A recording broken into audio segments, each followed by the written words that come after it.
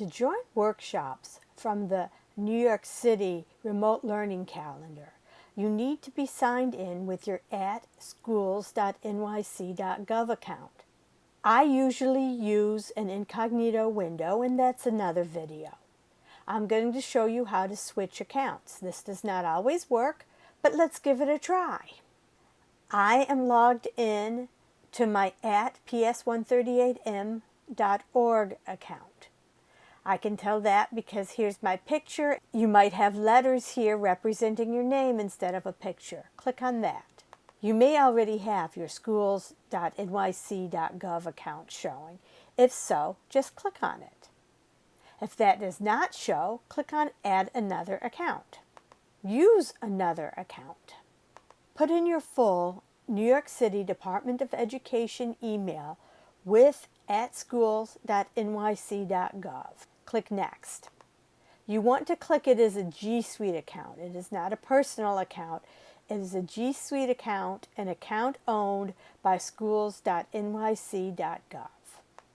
Here you sign in with just the beginning part, not the full email. In my case, it would just be J Stork. If I had a number after it, like say a 9, it would be J Stork 9. Your password, click Sign In, or if you're on a mobile device or a computer with a touch window, tap Sign In. Takes a minute to redirect. I see a workshop I want. I click Join. Sometimes when you click or hover over a workshop, you will get another link that begins with https://. If you get that link, then that is what you click on.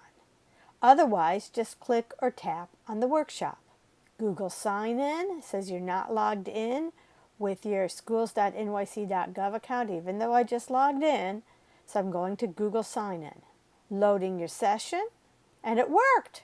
This case, the session is on Zoom. I could either open the Zoom app or I could cancel and go to join from your browser.